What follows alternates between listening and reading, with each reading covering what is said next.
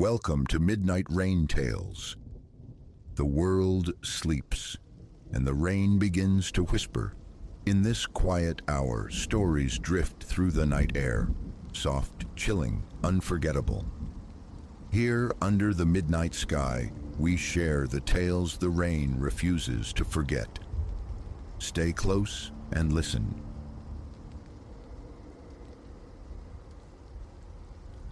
Consenting to watch Elias's house was folly, sheer, unadulterated folly.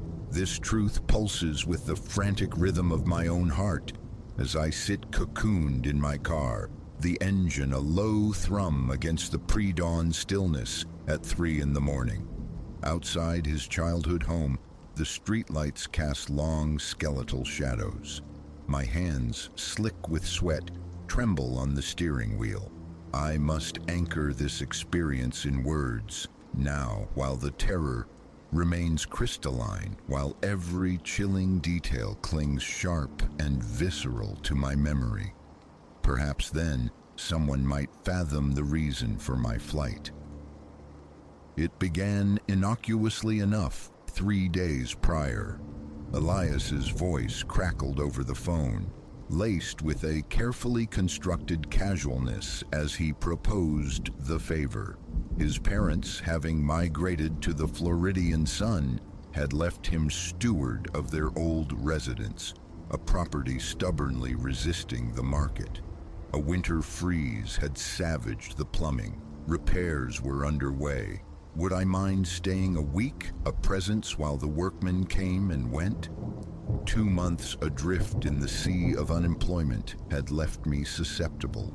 A quiet suburban interlude, free accommodation, payment besides.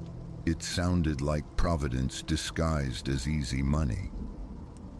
Viewed from the curb, the house presented a facade of unremarkable suburban decay. 2 stories clad in tired red brick, the white trim flaking like old regrets. Elias offered a perfunctory tour upon my arrival.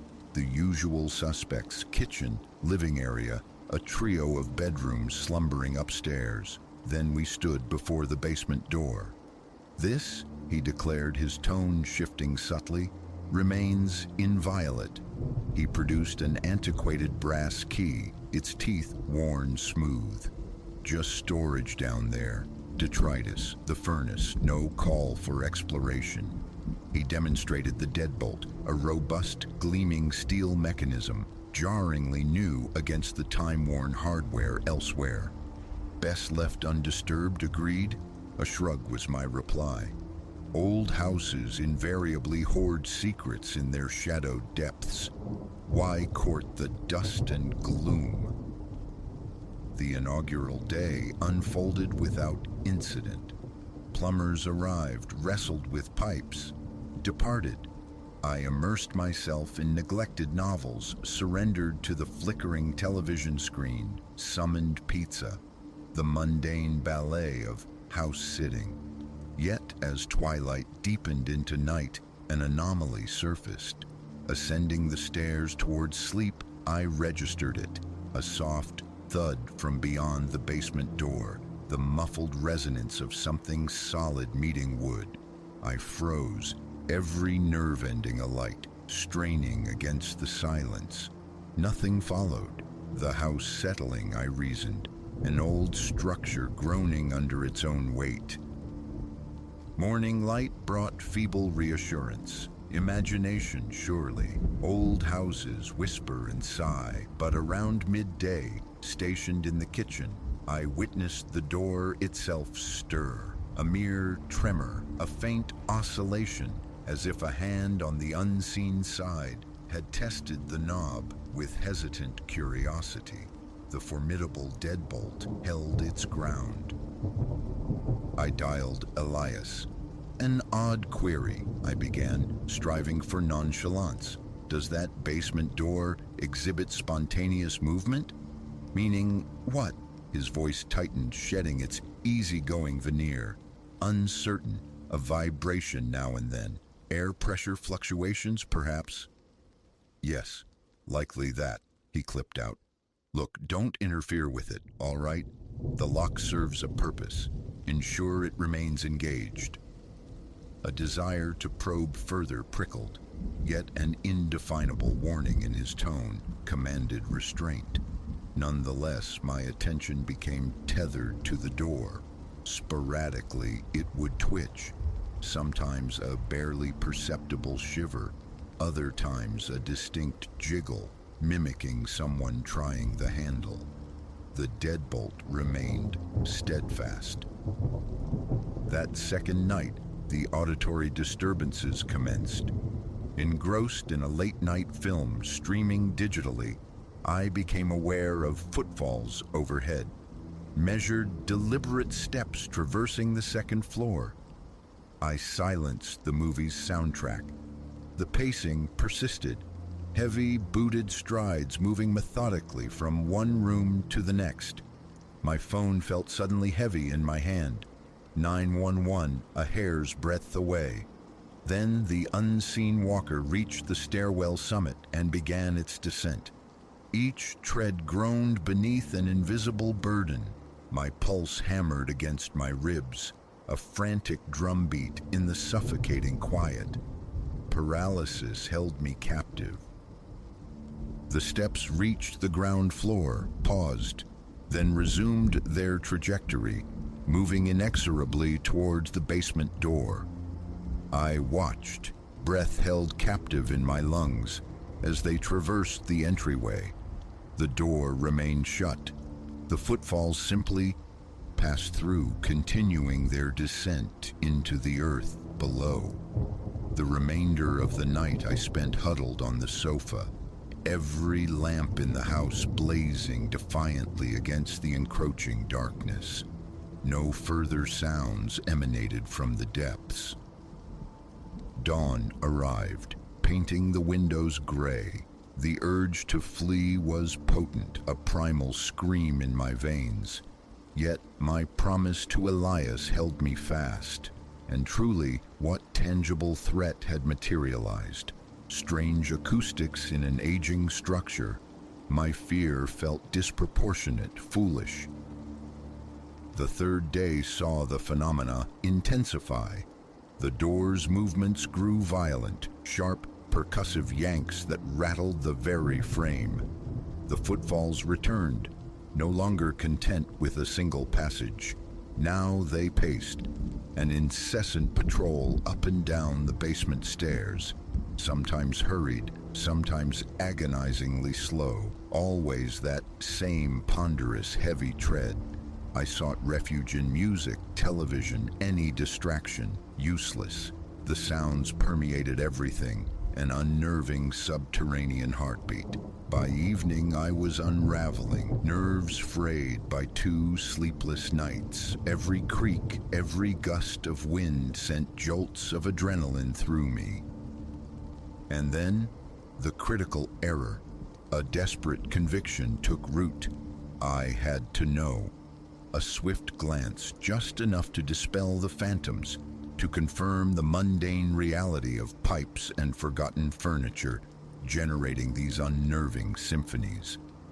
I located the key where Elias had secreted it, perched atop the kitchen doorframe. My fingers trembled as I approached the brooding portal to the basement. The footfalls had ceased. An unnerving, absolute silence descended upon the house. The brass key slid into the lock. A moment's hesitation, a breath drawn deep, then the turn. The deadbolt retracted with a decisive click. I reached for the doorknob. Before my fingers could make contact, a tremendous force slammed into the door from the other side.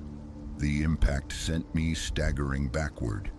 The door shuddered violently in its frame as something struck it again and again, a relentless battery. Through the assaulted wood seeped a sound, not quite language, not quite a bestial snarl, but a guttural, choked effort to form words. I scrambled away, fumbling frantically for the key. the pounding unabated as I struggled to re-engage the lock. Just as the key turned, the knob began to rotate from within. I heard the internal mechanism grind, straining as whatever resided below fought against the newly secured deadbolt.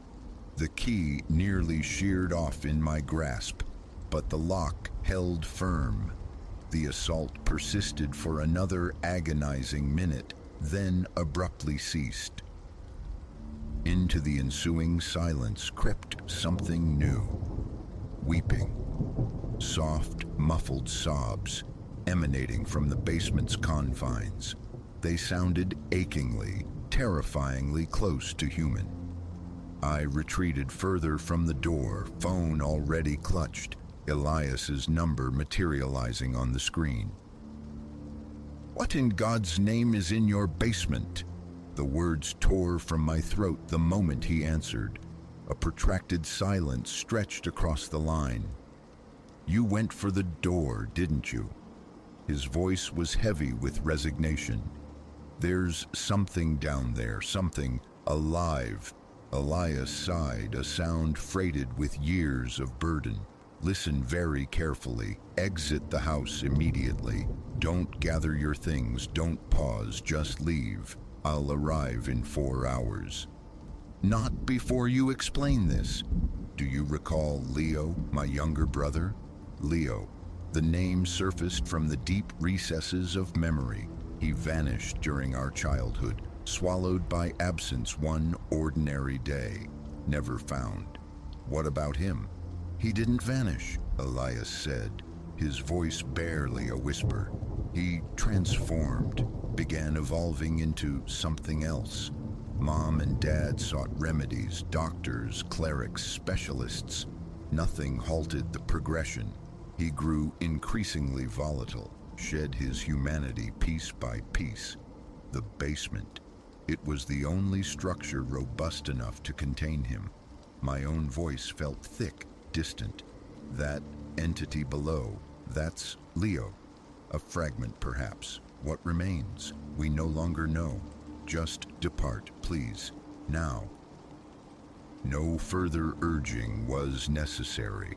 I bolted for my car, the front door left gaping in my wake.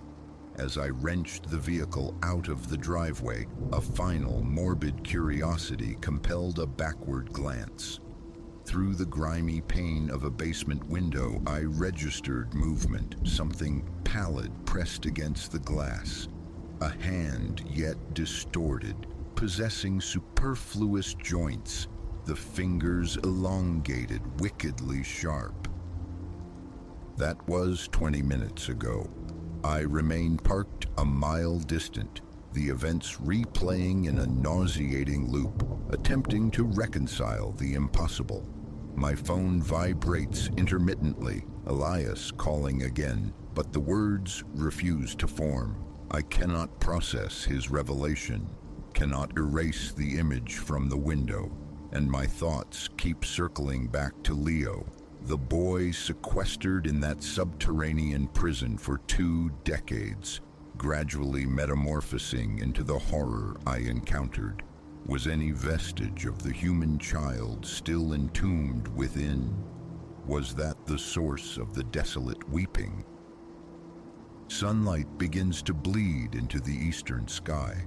Elias will be here soon, demanding an account, seeking the specifics of what I endured, witnessed, heard. I will recount everything meticulously recorded here, but re-entry into that house is inconceivable. Certain doors, I now understand, are sealed for profound reasons.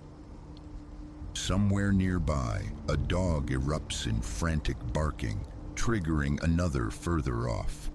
A car alarm shrieks, a discordant note in the growing light. My gaze drifts to the rearview mirror, half expecting a pursuit from the pre-dawn gloom, but only an empty street, steadily brightening, reflects back. I engage the transmission. It's time to put miles between myself and this place. Yet, as the car gains speed, A final, chilling realization lodges itself in my mind like a shard of ice. The basement door possessed a deadbolt on both sides, not merely to deny entry, but to guarantee confinement.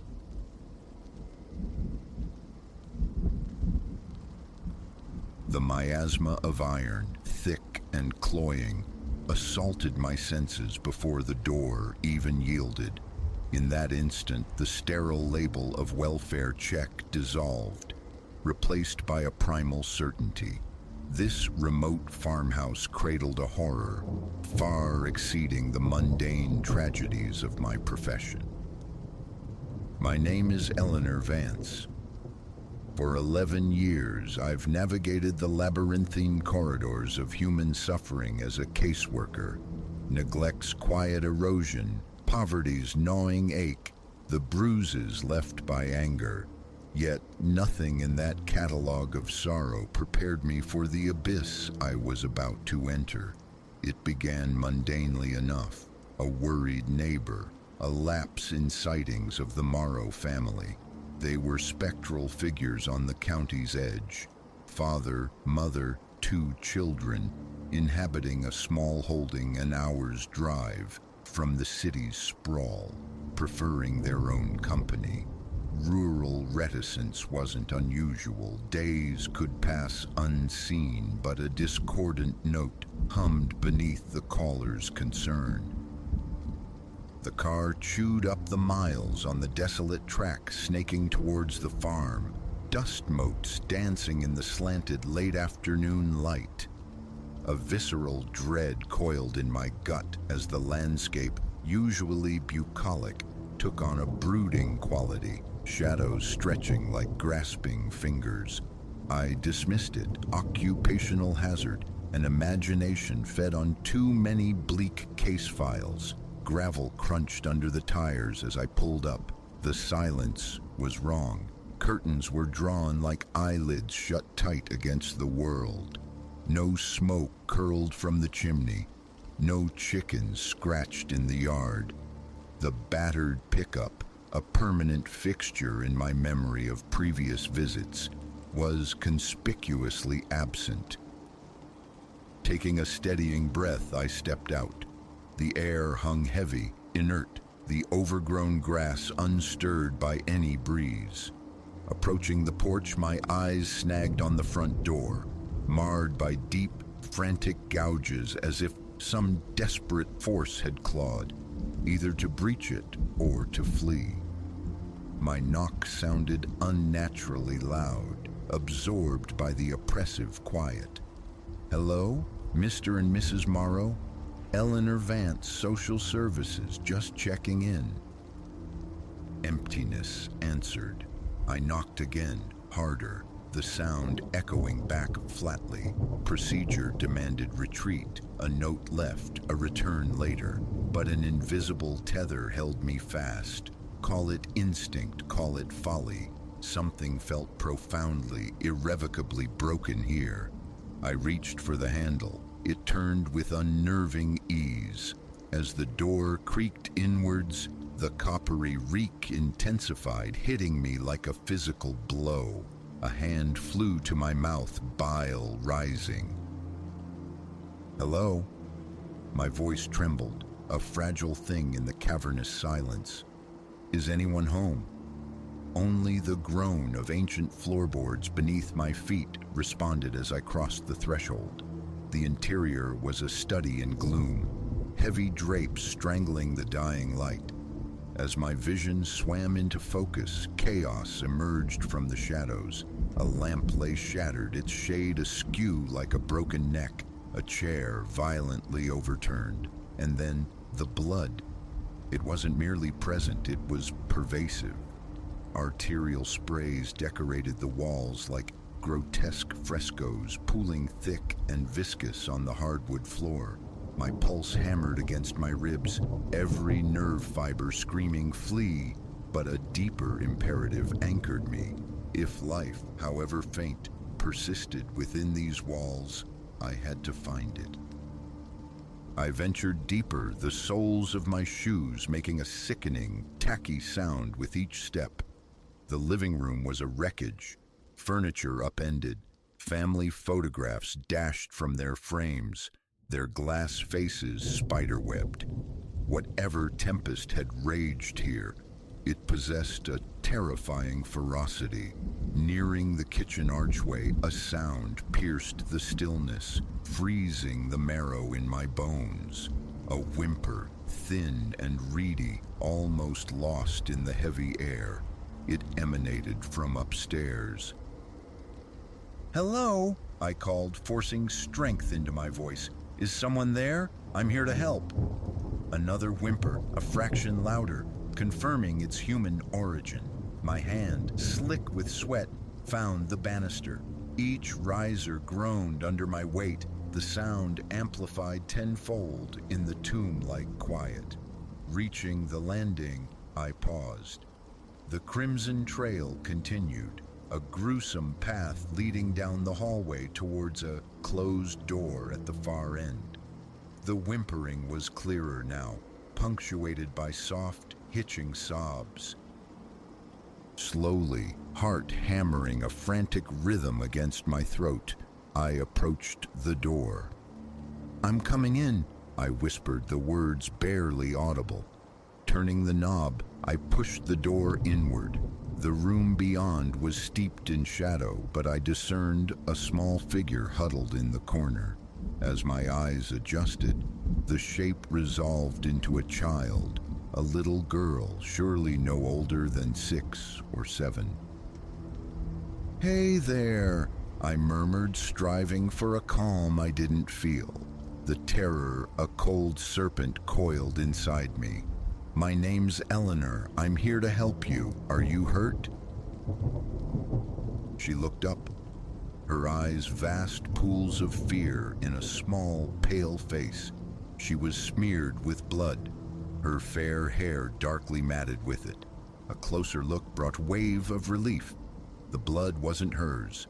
She appeared physically unharmed. I took a cautious step closer. She flinched violently. "It's okay," I soothed, my voice low and even. "I won't hurt you. Can you tell me your name?" "Clara," she stammered, the name a fragile shard of identity in the wreckage. "Hi, Clara," I said, sinking to my knees to meet her gaze. "Can you tell me what happened? Where are your parents?" The mention of her parents shattered her fragile composure. Sobs racked her small frame. I edged closer, battling the instinct to snatch her up and run blindly from this house of horrors. "It's okay, sweetie. You're safe now. Can you tell me where your parents are?" Clara lifted a trembling arm, pointing towards the closet. My gaze followed. Only then did I notice the door, slightly ajar, and the dark, viscous fluid seeping from beneath it, staining the worn carpet like a spreading blight. My stomach churned. I knew with chilling certainty what lay beyond that door, but protocol and some grim necessity demanded confirmation. "Clara," I said, my voice miraculously steady, "I need you to close your eyes for me, okay? Squeeze them shut tight, and keep them closed until I say it's okay to open them. Can you do that?" She nodded, her eyelids clamping down. On legs that felt like brittle glass, I rose and crossed to the closet. The stench here was suffocating, primal. Reaching for the handle, I drew a ragged breath and pulled. The sight that greeted me will forever be seared onto the backs of my eyelids. Mr. and Mrs. Morrow, or what remained of them, savagely torn, mutilated beyond easy recognition, and nestled between them impossibly still lay a small boy, Clara's brother Finn. His eyes were wide, staring sightlessly at the ceiling, days dead. I stumbled back, a strangled gasp escaping me, managing to swing the closet door shut before vomiting onto the bedroom floor. Wiping my mouth with a shaking hand, my mind fractured. What monstrous force could inflict such carnage? It bore the hallmarks of a frenzied animal attack, yet twisted into something nightmarishly extreme. And Clara, how had this small child endured? I turned back to her, still huddled, eyes clenched tight against the unseen. Get her out, now. Clara, my voice was a raw rasp. You can open your eyes. We're leaving, okay? I'm taking you somewhere safe. She nodded, lashes fluttering open. I extended my hand. After a heartbeat's hesitation, her small, cold fingers closed around mine. As we navigated the blood-slicked stairs, I fumbled for my phone. No signal, of course. Outside, the relatively clean air felt like a benediction. I guided Clara towards my car, settling her gently in the back seat. As I shut her door, a sound ripped through the twilight stillness, a low, guttural vibration that resonated not in the ears but in the bones. I turned, slowly, scanning the overgrown field bordering the house. There, at the edge where tall grass met untamed woods, movement rippled. Something vast, low to the ground, matted pelt, claws like hooked daggers catching the dying light, and twin embers burning yellow in the deepening shadows. Eyes locked onto mine. Thought ceased. Instinct took over. I wrenched open the driver's door, flung myself inside, twisted the key. The engine roared, a defiant sound in the encroaching dark. Just as the creature erupted from the grass, charging with terrifying speed.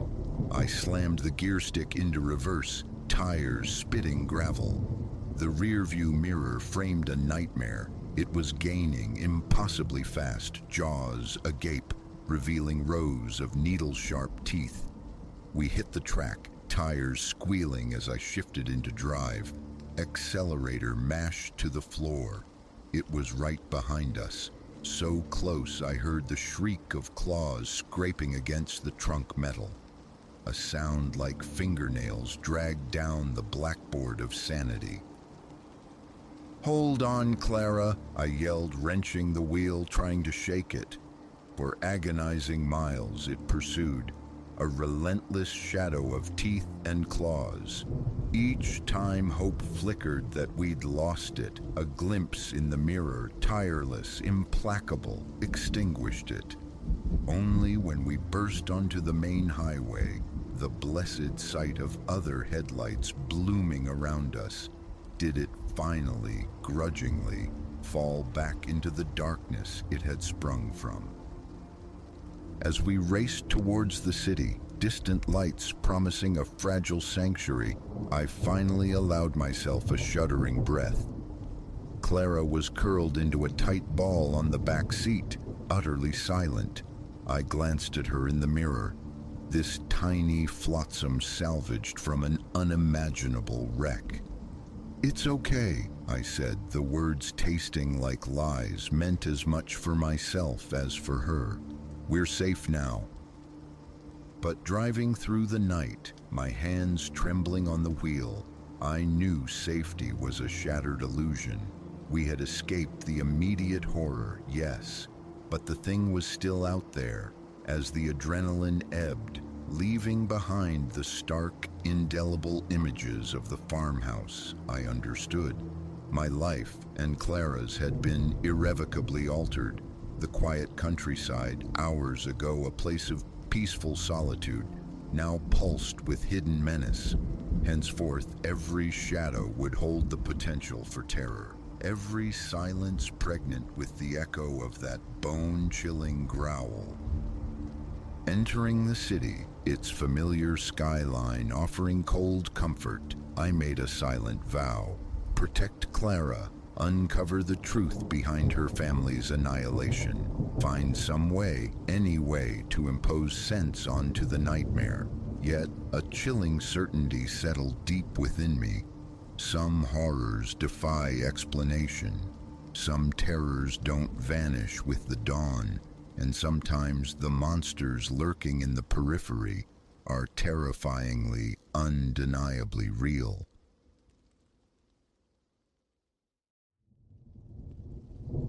Weariness had become a physical weight, pressing Elias down after interminable hours. Swallowed by the relentless asphalt ribbon, his eyelids felt like sandpaper against his corneas. When the motel materialized from the roadside gloom, a skeletal structure barely clinging to existence, rational thought was a luxury he couldn't afford. Decrepit, undeniably, but it promised horizontal stillness, an escape from the tyranny of the road. He swung the car into the cracked lot, the engine's sigh echoing his own exhaustion, and stepped out into the stagnant night air. The lobby, bathed in the sickly fluorescence of a single buzzing tube, was a void save for the figure hunched behind a worn counter. Silas, the night sentinel, offered no greeting, merely slid a tarnished key across the counter. A mumbled directive about departure times dissolved into the ambient hum before he retreated into the shadows behind his domain. Elias, preoccupied solely with the promise of oblivion, gave the curt exchange little heed.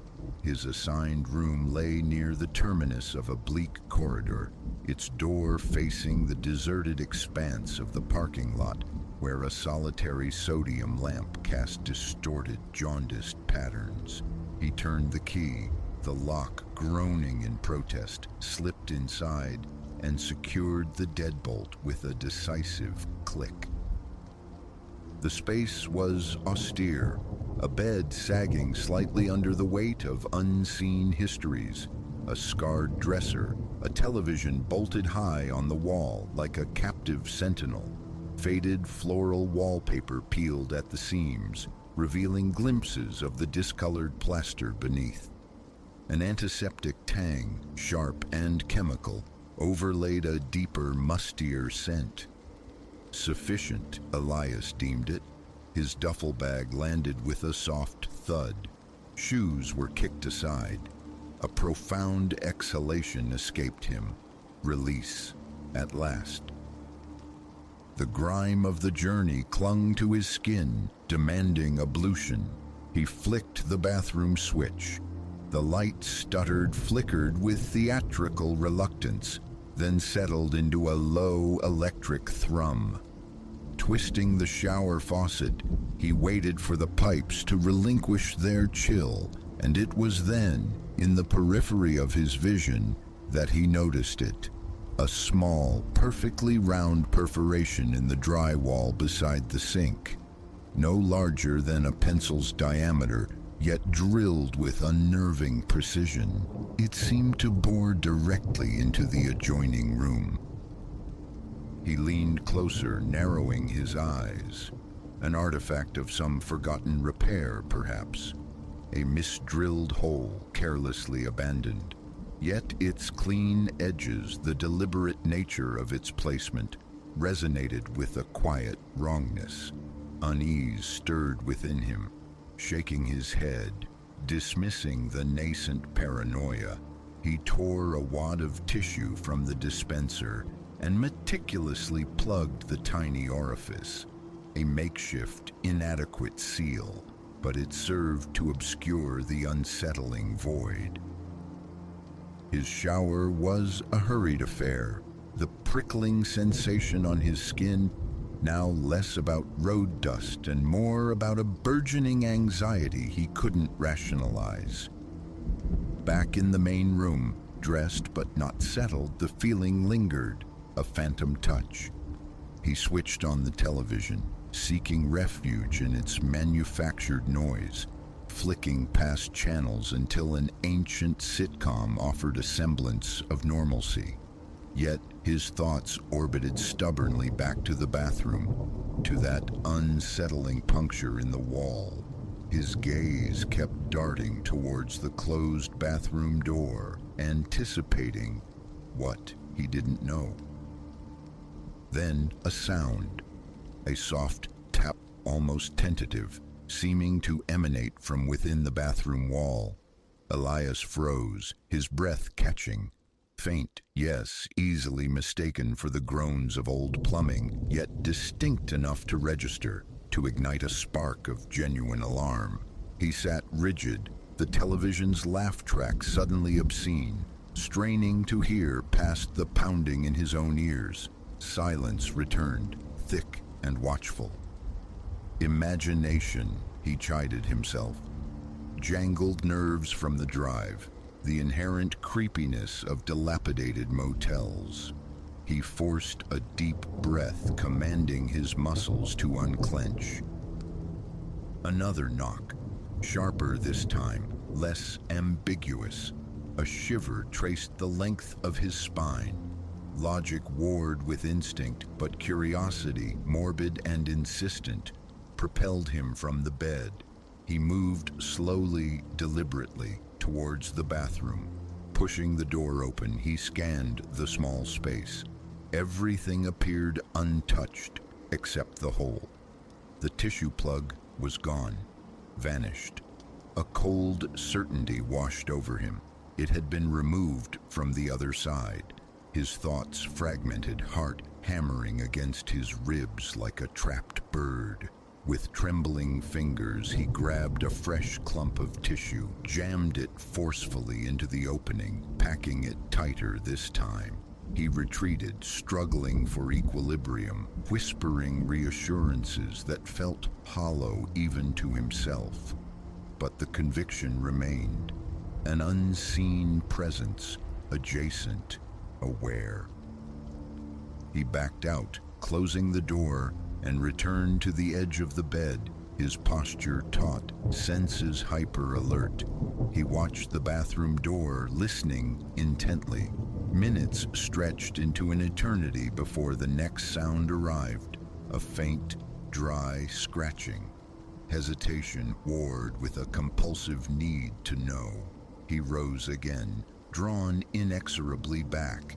He peered into the bathroom. The tissue was gone. Again, his stomach plummeted, the tremor in his hands intensified.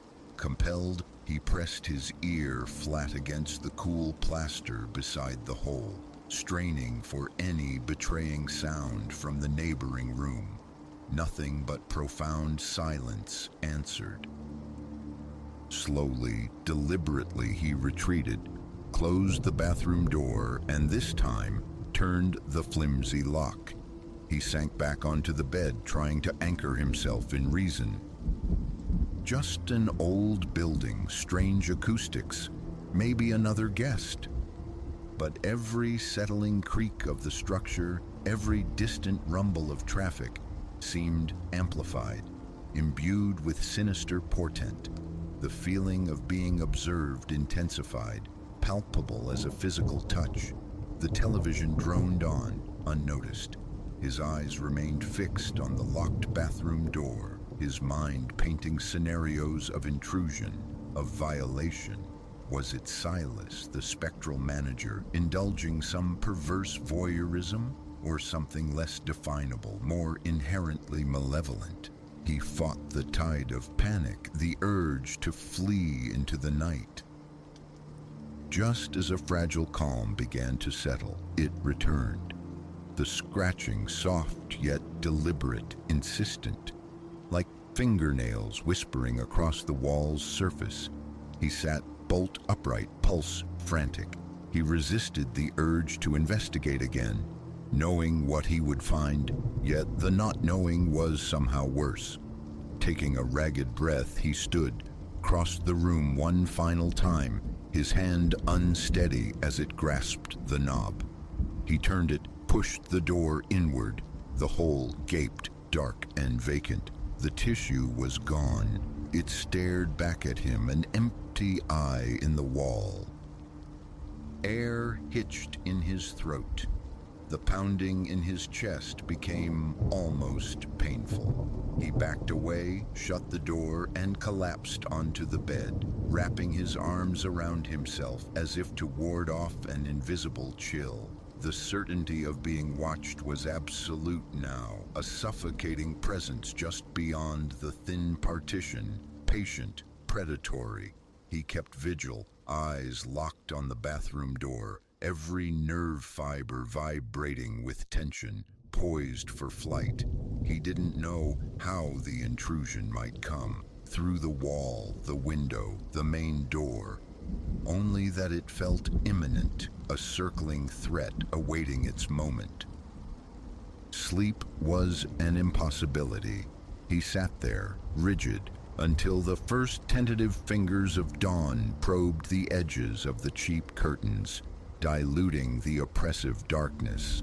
Without a second thought, Elias snatched his bag. He didn't pause to return the key, didn't risk another encounter in the lobby. He burst out into the cool morning air, fumbled with his car keys, the metal cold against his trembling palm. The engine roared to life, and he sped out of the lot, tires spitting gravel, never once glancing in the rearview mirror. Miles melted away before the frantic rhythm of his heart began to subside, before his breathing evened out. The motel receded, but the feeling lingered, an indelible stain on his memory. The unnerving sense of scrutiny, the cold knowledge of the watcher. He knew with chilling certainty that whoever, whatever, occupied the room beside his remained, perhaps waiting still for the next weary traveler to discover that small, deliberate hole and wonder, as Elias now perpetually did, what horrors might have transpired had he dared to stay.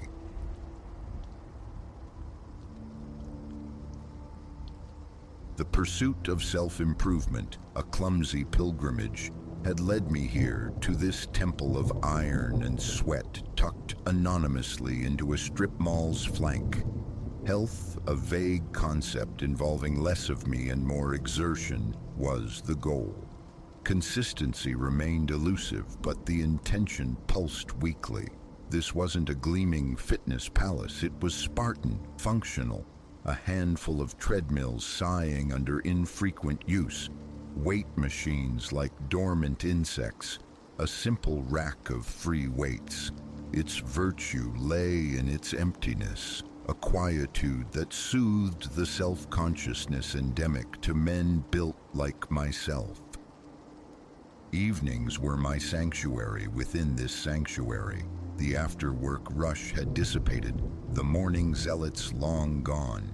Usually, the vast space echoed with the solitary efforts of myself and perhaps 2 or 3 other souls, each cocooned in their private ritual of strain and release.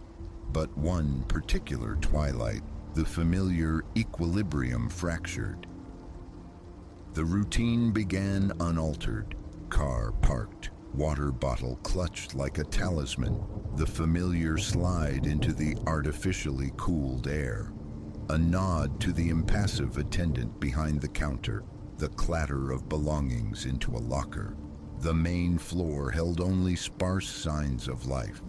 One figure pacing steadily on a treadmill, another wrestling with dumbbells in a distant corner. Relief washed over me. Solitude beckoned. I claimed an elliptical, surrendered to the rhythm thumping through my headphones, and let the world outside the arc of my movement dissolve.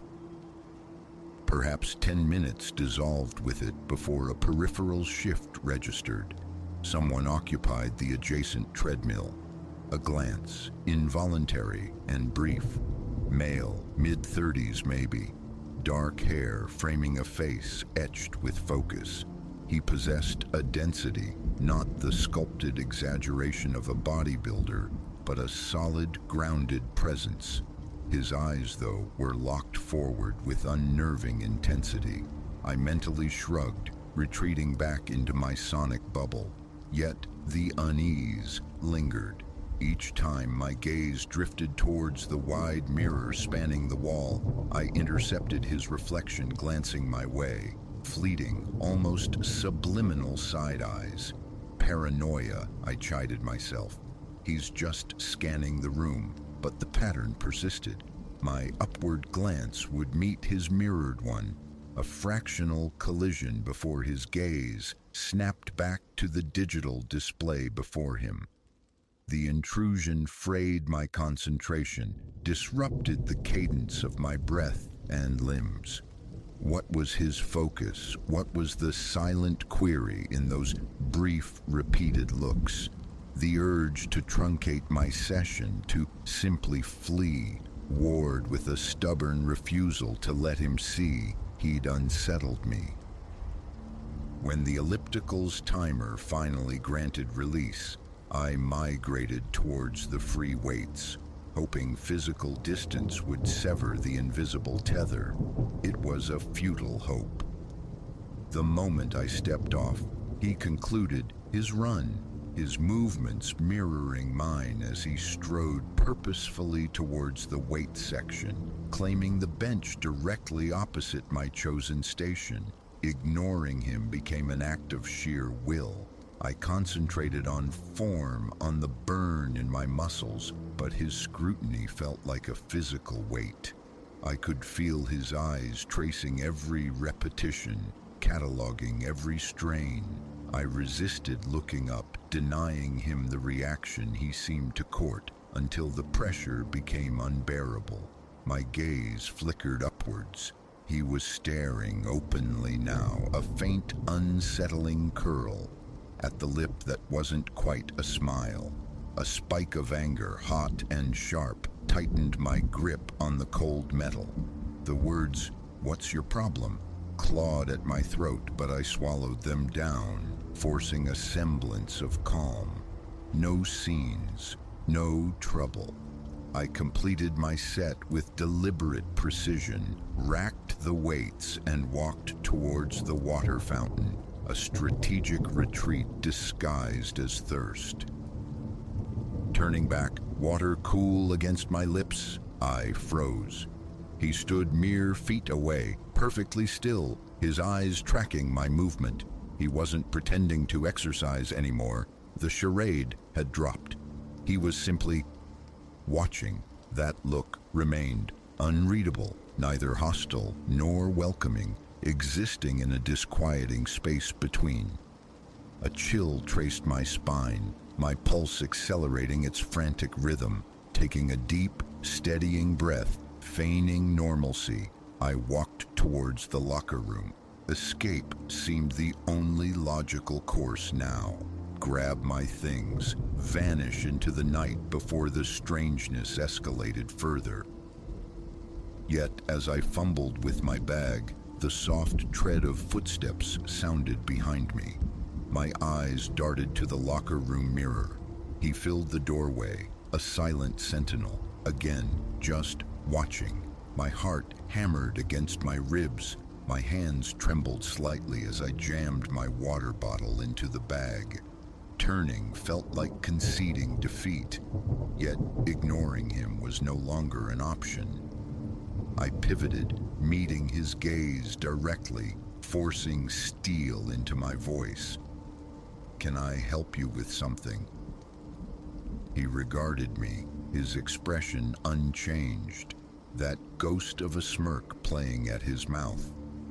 "I just enjoy the view," he murmured, the words low, intimate, invasive. Nausea churned in my gut, chased by a surge of adrenaline. Every nerve screamed flight. I offered no reply, no flicker of reaction. Grabbing my bag, I pushed past him, my shoulder brushing his, a brief, unwelcome contact. I didn't slow my pace, didn't glance back, bypassed the front desk without a word. Out into the cool night air, into the anonymous safety of my car, hands gripping the wheel until my knuckles shone white. The rear-view mirror reflected only empty asphalt and receding streetlights as I drove. Yet the phantom sensation of being watched clung to me, heavy and cold in the darkness. Sleep offered no refuge that night, only fragmented replays. The unnerving stillness, the unwavering stare, the smirk. Logically, he was just a creep, someone whose social boundaries were warped. But logic offered little comfort against the visceral memory of his predatory focus, the way he'd shadowed me through the quiet gym. The following day, the thought of returning felt like willingly walking back into a cage. Avoidance beckoned, but a stubborn spark of defiance resisted. I wouldn't let him dictate my routine, wouldn't grant him that power. So I went back, armed with a fragile hope he wouldn't be there. The hope shattered the instant I walked through the door. He was there, seated on a bench near the entrance, eyes fixed on the doorway as if awaiting my arrival. Our gazes locked. The smirk bloomed anew, identical to the night before, chillingly familiar. I forced myself through the motions of a workout, constructing a wall of determined ignorance around me. He made it difficult. He didn't approach, didn't speak, but he maintained a constant, unnerving proximity. From machine to machine, he followed. A silent orbit he maintained around me, always within sight. His presence a palpable pressure. The gym, once a refuge, now felt like a meticulously closing trap. Paranoia became my workout partner. Every turn seemed to reveal him, lurking just beyond my direct line of sight. I attempted to voice my unease to the attendant, gesturing discreetly. "That guy," I began, but the attendant merely shrugged, a gesture of profound indifference. "He's here a lot," was the extent of his insight. "Never causes trouble." But this felt different. This felt personal, a disturbing game orchestrated solely for me, testing my limits. And try as I might to banish him from my awareness, the chilling certainty remained. He was always there, always watching. One evening, the elastic tension finally snapped. I completed my final set, headed directly for the locker room, intent on a swift departure. Packing my bag with hurried movements, I sensed him before I saw him. I turned. He stood framed in the doorway again, blocking the only exit. Panic flared, hot and suffocating. My eyes scanned the empty, tiled space. We were alone. "What do you want?" The demand escaped me, a tremor betraying the force behind the words. He simply looked at me, that infuriating smirk etched onto his face, immovable. "I told you," he replied, his voice retaining its eerie calm, its unnerving placidity. "I just enjoy the view." I didn't wait for more. A surge of pure primal flight propelled me forward. I shoved past him, shouldering him aside with more force than intended, bursting out of the locker room and into the main gym area. I didn't stop running until I hit the cool, indifferent air of the parking lot, chest heaving, heart aching with the frantic rhythm. I never returned to that strip mall sanctuary. The thought of crossing that threshold again, of potentially meeting that gaze, of feeling that silent, predatory scrutiny, was unbearable. Months have bled into seasons, yet the unease lingers, a persistent echo. Sometimes walking alone or catching a reflection in a darkened window, the phantom sensation returns. The chilling certainty that somewhere unseen he is still watching, waiting.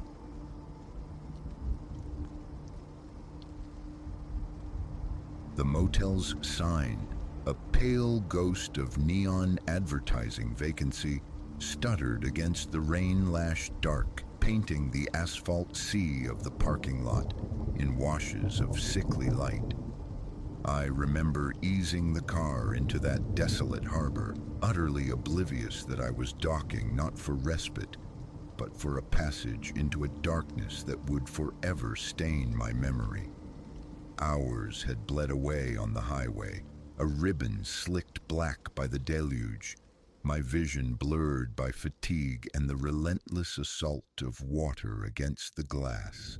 That flickering promise of shelter, glimpsed through the storm's gray shroud, felt less like a choice and more like destiny. The Serenity Lodge offered none. Its facade wept paint like old tears. Windows filmed with grime stared blankly, and the entire structure slumped under an oppressive weight of abandonment that raised the hairs on my neck.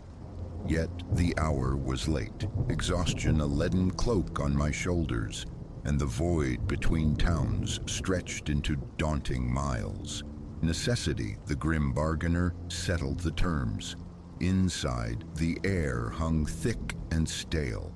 Behind the counter, hunched before the hypnotic flicker of a cathode ray relic, sat a man whose face seemed carved from driftwood, ancient and impassive. His eyes, like chips of obsidian, slid over me without purchase. "Room," I managed, the words scraped raw from a throat tight with weariness. A grunt was his sole reply as a hand, gnarled as oak root, retrieved a key, his gaze never leaving the television's glow. 40, cash. The bills felt unclean passing from my hand to his.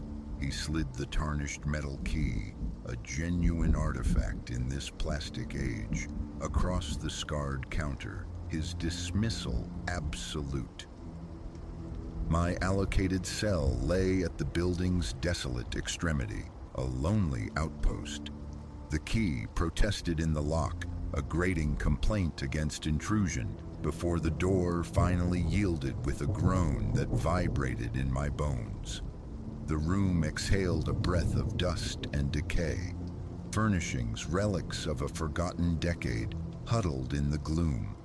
Still, it was a haven from the storm. The bed linens appeared blessedly clean. My duffel dropped to the threadbare carpet. I surrendered to the mattress, a profound sigh escaping me. And then the silence descended. The storm had wept itself out, leaving behind a quiet so profound it felt like a physical pressure against my eardrums. No hum of traffic, no murmur of fellow travelers, just the hollow pulse of my own blood. It was as if the world outside the peeling walls of the Serenity Lodge had simply ceased to exist. Sleep must have claimed me then, a brief, shallow dive, because awareness returned with a violent jolt, my heart hammering a frantic rhythm against my ribs. An unknown disturbance had ripped me from unconsciousness. Lying rigid in the dark, straining to hear past the ringing in my ears, I caught it. Voices, subdued yet sharp with urgency, filtering through the thin walls, seeming to emanate from just beyond my window. Drawn by a dread curiosity, I slid from the bed, moving with ghost-like stealth across the floor. Through a sliver between the dusty, moth-eaten curtains, I peered out. Two figures stood swallowed by the deeper shadows pooling near the edge of the lot's weak illumination.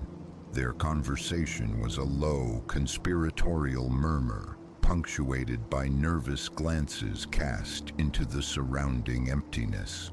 An instinctive alarm flared within me, though the words were mostly indistinct, fragments snagged in my hearing, chilling me to the core.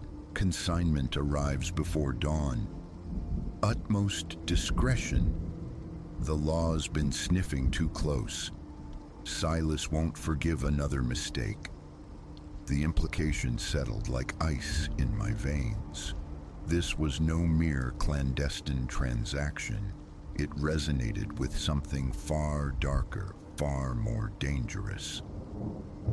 I recoiled from the window, thoughts scattering like startled birds. Police? What could I possibly report? Whispers overheard, shadowy figures, a gut feeling steeped in paranoia. In a place radiating such decay, involving the local constabulary felt like a gamble I couldn't afford, perhaps even an invitation to deeper trouble. As I wrestled with indecision, a sharp, sudden rap echoed against my door. My heart vaulted into my throat. Had they spotted me? "Room service," a female voice called, thin and reedy. Room service? Now? Here? It defied all logic. Against every screaming instinct, I eased the door open a fraction. A woman stood there, perhaps middle-aged, her eyes wide and skittering down the deserted corridor like trapped birds. Violet shadows bloomed beneath her collar. "Please," she breathed, the word trembling on her lips. "You must help. They mean to kill me." Before comprehension could dawn, she slipped past me, a shadow detaching itself from the hallway's gloom, and secured the door with a soft click. Under the room's stark, buzzing fluorescent light, the terror etched onto her features was undeniable, raw. "Who?" I whispered, the answer already forming, cold and heavy in my gut. "The men," she gasped, words tumbling over each other in a torrent of fear. "The ones who own this place. It's not just lodging. They bring them here, girls, so young, kept below until the buyers arrive." A wave of nausea washed over me as the monstrous truth landed. Human trafficking, not in some distant abstract news report, but here, now, in this forgotten corner of the world. "We have to call the authorities," I stammered, fumbling for my phone. Her hand shot out, gripping my arm with surprising strength, her eyes vast with panic. "No, you can't. The town police, they're complicit, paid to ignore it." My mind struggled to grasp the depth of the corruption. No local help. The urge to flee, to erase this encounter, surged powerfully, but one look at the sheer, naked desperation in her face anchored me. I couldn't abandon her. "All right," I said, forcing a calmness I didn't feel into my voice. "All right, we need a strategy. Is there anyone at all we can trust?" She shook her head, tears finally spilling, tracing paths through the grime on her cheeks. "I don't know. I've looked for a way out months. They watch constantly. Tonight, they're preoccupied. The new consignment." A glacial dread solidified within me. "New consignment? You mean—" She nodded, her gaze falling away. "More girls, expected soon." In that instant, passivity shattered. Waiting was not an option. Rescue wouldn't simply arrive. We had to force it. We had to act. "Tell me everything," I commanded, my voice low and urgent. "Every detail. How it works, where they hold them, schedules, names, everything." For the following hour, Eliza. She finally whispered her name, unspooled the grotesque tapestry of the Serenity Lodge's hidden purpose.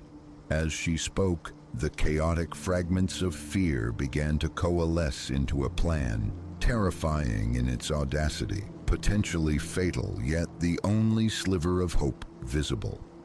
Using the room's ancient, crackling landline, we initiated a cascade of calls. State troopers, the FBI, every national news desk I could conjure. We painted a stark picture, a major trafficking hub, location precise, details chillingly specific. We banked on the glare of outside attention overwhelming any local conspiracy of silence. Then the precipice. While Eliza manufactured a diversion, a staged argument, a faked car problem, anything to draw eyes toward the front lot, I moved toward the building's core, toward the basement. The lock on the cellar door was insultingly flimsy. A heavy fire extinguisher, liberated from its bracket in the hall, shattered the jamb. The darkness within was thick, smelling of damp earth, stale fear, and something indefinably tragic. My eyes adjusted to reveal them. Perhaps a dozen figures, young women, girls, huddled together like frightened deer, their eyes luminous with terror and confusion in the gloom. Some bore the haunted look of long captivity, others the raw shock of recent arrival. A profound ache bloomed in my chest for their stolen youth, their brutalized innocence. "It's all right," I murmured, hands held open, palms out. "We're getting you out. You're safe." Extracting them was a symphony of suppressed panic. Each floorboard creak, each distant shout sent jolts of adrenaline through me. Yet, propelled by a force beyond reason, we succeeded. We bundled them into my sedan, and an old service van Eliza somehow coaxed to life, its engine catching with a reluctant cough. We hadn't covered a mile down the desolate highway when the night erupted behind us in flashing strobes of red and blue. A terrifying moment stretched. Was it the corrupted local force come to reclaim their prey? But as the vehicles swarmed closer, the markings became clear. State police cruisers, unmarked federal cars. Relief washed over me, so potent it was dizzying. The ensuing hours blurred into a montage of flashing lights, urgent questions, blankets draped over shivering shoulders, and the quiet, devastating tears of reunion as families were contacted somewhere beyond this nightmare. I watched the traffickers, faces sullen or snarling, being led away in cuffs. I saw the girls, fragile but free, guided toward safety. The sheer scale of the horror we had stumbled upon and the improbable victory we had snatched began to settle. Eliza found me amidst the controlled chaos, her eyes swollen but shining. "Thank you," she uttered, the simple words weighted with lifetimes, pulling me into a fierce embrace. "You saved all of us." As the first tentative rays of dawn painted the eastern sky, I leaned against the hood of my car, observing workmen dismantling the Serenity Lodge sign. The immediate nightmare had fractured, but its echoes would resonate indefinitely within the rescued girls, within Eliza, within me. I had embarked on a simple journey and driven straight into the maw of depravity. Yet, in confronting that abyss, I'd unearthed a resilience I never knew I harbored. I had stared into the face of profound evil and against staggering odds had not blinked. Pulling away from the lodge for the final time, the asphalt unreeling before me felt different. The world seemed simultaneously darker, shadowed by the knowledge of humanity's capacity for cruelty, and paradoxically brighter, illuminated by the stubborn persistence of courage and hope even in the deepest rot. I drove onward, carrying the burden of witness, forever changed, bound by a silent promise never again to simply pass by when darkness called for intervention.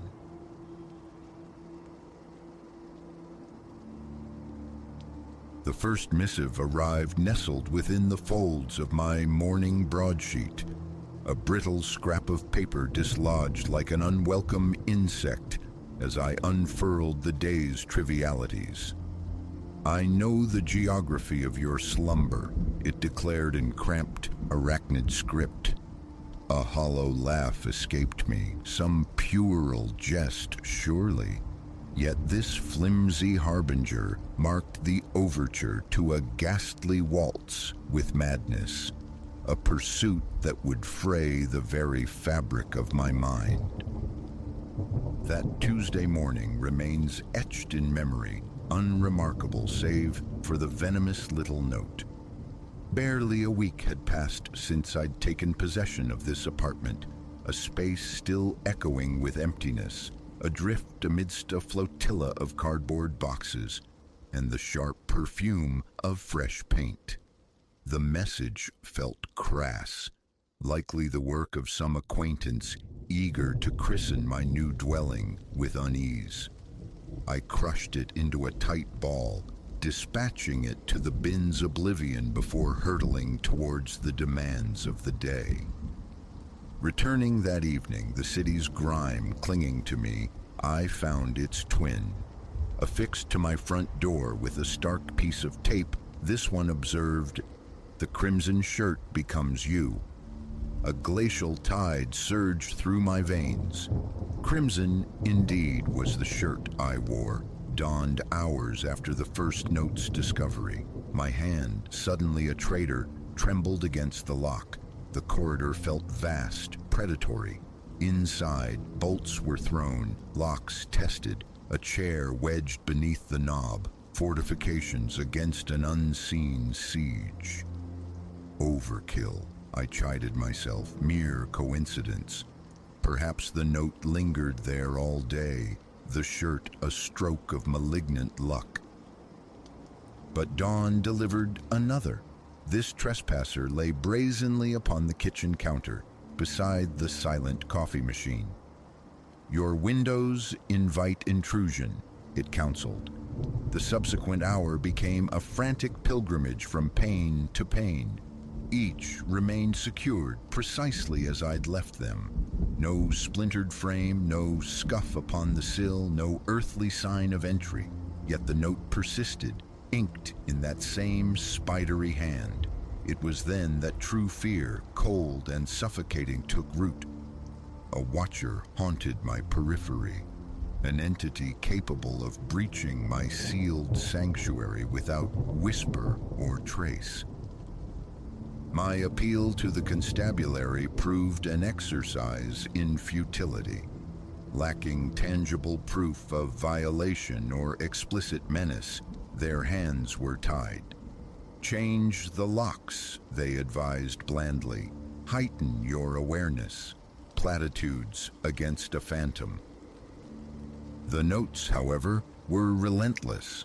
Sometimes blatant, plastered to the bathroom mirror, slid beneath the door like spectral mail. Other times insidious, secreted within the pages of a novel mid-read, folded into the pocket of a jacket dormant for weeks. Their content spiraled inward, becoming disturbingly intimate. "You murmur secrets in your sleep," one divulged. Another confessed, "I enjoy observing your breakfast ritual. Such tranquility." Paranoia became my shadow. Every creak, every distant siren sent jolts through my system. I fortified my domain with a network of digital eyes, cameras scrutinizing every approach. Yet the notes materialized still, mocking the unblinking lenses that captured nothing. My existence frayed. Sleep offered no refuge. Concentration fractured. Weight sloughed off, replaced by bruised hollows beneath my eyes. Friends voiced concern, their words muffled by the wall of secrecy I erected. How could I articulate this invisible siege without sounding utterly unhinged? One evening, perhaps a month into this harrowing descent, I returned to chaos. Drawers yawned open, their contents vomited onto the floor. Books lay splayed, spines broken, Pictures hung askew, mocking gravity, and there, enthroned upon the coffee table amidst the wreckage, a fresh decree. No corner is hidden from my gaze. Hours were lost restoring order, cataloging possessions with frantic intensity. Nothing, it seemed, was pilfered. The violation was the point, a brutal demonstration of power, a reminder that my world could be overturned at the intruder's whim. The following day, I severed ties with my employment, initiating plans for flight. This existence was untenable. I craved anonymity, distance, a sanctuary beyond the reach of my tormentor. Yet, as I taped shut a box brimming with crockery, my fingers brushed against another folded secret. "Evasion is futile," it whispered. "Wherever you flee, I follow." The dam broke. I crumpled amidst the cardboard ruins, overtaken by convulsive sobs, a prisoner in a labyrinth with no exit. Desperation led me to a private investigator, a Mr. Thorne. I laid bare the chronicle of notes, the escalating dread. He listened, his expression hardening, meticulously documenting the saga. "This is no random affliction, Elias," he stated finally, his voice low. "This individual possesses an unnerving intimacy with your life, access to your most private space. Have you entertained the possibility it's someone within your circle?"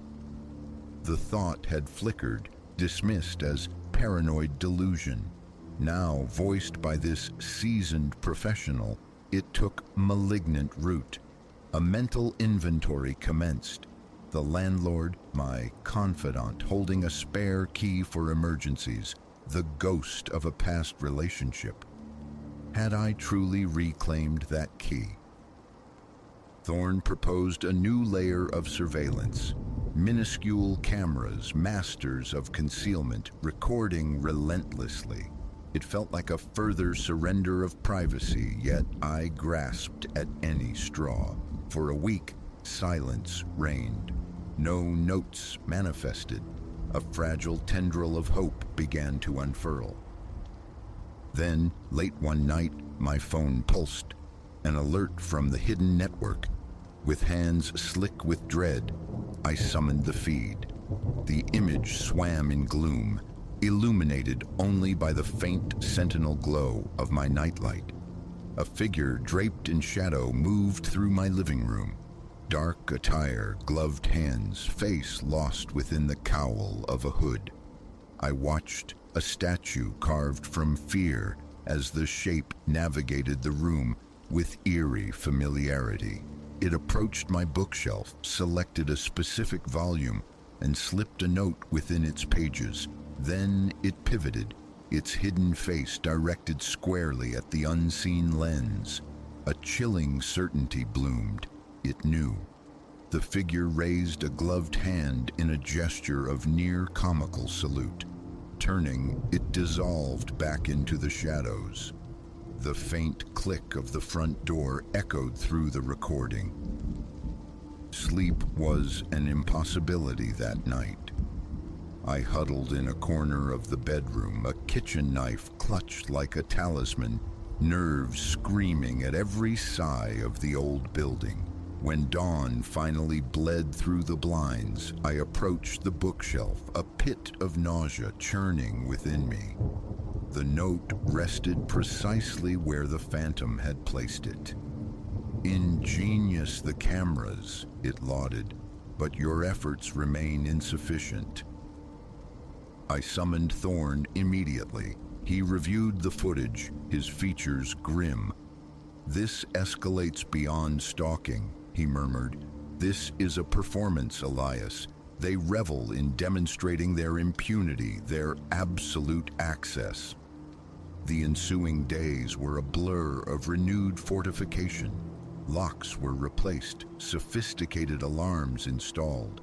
Thorne even commissioned a sweep for clandestine listening devices or hidden lenses. Yet, cocooned within these augmented defenses, safety remained elusive. A gnawing intuition persisted. The solution was proximate, obscured by my own frantic gaze. It struck me in the dead hours of another sleepless night. A revelation cold and sharp as falling glass, jolting me into stark awareness. I knew the architect of my terror. Trembling fingers fumbled for the phone, dialing Thorn. "You need to come back," I managed, my voice thin. "I believe I've solved it." He arrived within the hour, disheveled, eyes clouded with sleep. I led him not to the violated living space, but to my small home office, to the desk burdened with my own scribblings. "Observe," I urged, retrieving a stack of aged notebooks. Within lay page after page of handwritten text, fragments of stories, character concepts, nocturnal musings, all rendered in a familiar, cramped, arachnid script, the very hand that penned the tormenting notes. "I fail to comprehend," Thorne confessed, bewildered. I drew a ragged breath. "It's me," I whispered. "I've been writing them, unconsciously perhaps, in some fugue state.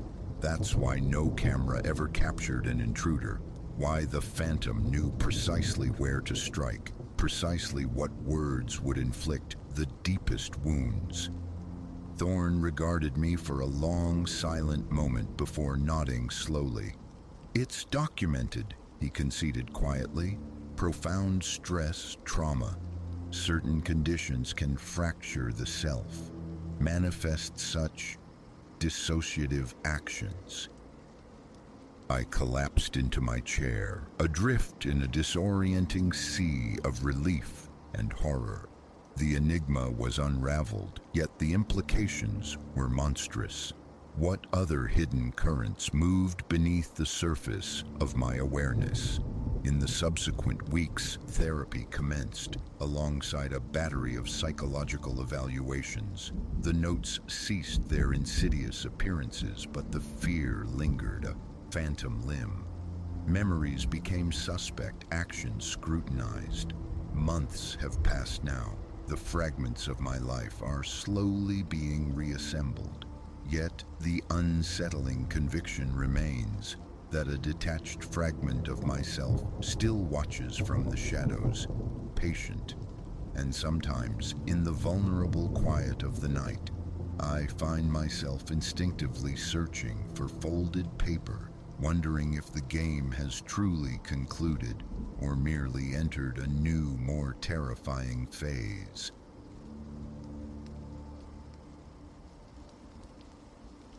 A visceral clench seized my gut, sharp enough to halt my hands mid-task, compelling my gaze toward the regulator clock on my workbench. Its pendulum hung inert. 3:33 a.m. A quick, frantic scan confirmed the impossible.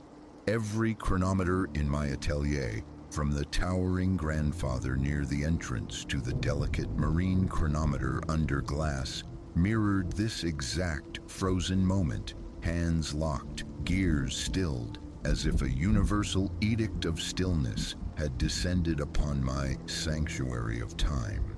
The sweep seconds refused their ceaseless dance. I blinked, expecting the illusion to shatter, but the paralysis held.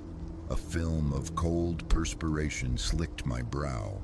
I swiped at it with a knuckle, the rough cotton catching on stubble. This wasn't fatigue playing tricks. This was real. I am Elias Thorne, a mender of timepieces. Clocks, wristwatches, intricate custom builds. They are my domain. Clients entrust me with heirlooms rescued from dusty oblivion, stopwatches steeped in sentiment. My nights unfold within these walls, cocooned in the familiar chorus of ticks and tocks, a symphony I prefer to the clamor of the day. Tonight was dedicated to resurrecting a complex automaton clock promised to its owner by week's end. I'd stepped away for water, a brief respite to stretch cramped limbs. Returning, my eyes sought the grandfather clock's familiar face. 3:33. Then the ship's bell clock on the opposing wall. 3:33. Coincidence, perhaps? My gaze dropped to the vintage hunter case resting open on the bays. 3:33. The knot in my stomach tightened into a fist. From a drawer, I retrieved a small, brutally accurate digital clock, its quartz heart immune to mechanical whims. Powering it on, the LCD flared. 3:33. A chill traced my spine, prompting a swift turn. Empty air pressed back. The workshop felt suddenly dense, airless. My own breathing sounded ragged, amplified in the profound quiet. Placing the digital clock beside the hunter case, I tapped its plastic shell. Unchanging, I strained my ears, listening for the comforting mechanical heartbeat of my trade. Silence. Utter, absolute silence, as if the room were encased in vacuum-sealed glass. Even the veteran refrigerator in the corner had ceased its low thrum. Slowly, I pivoted, inventorying each timepiece.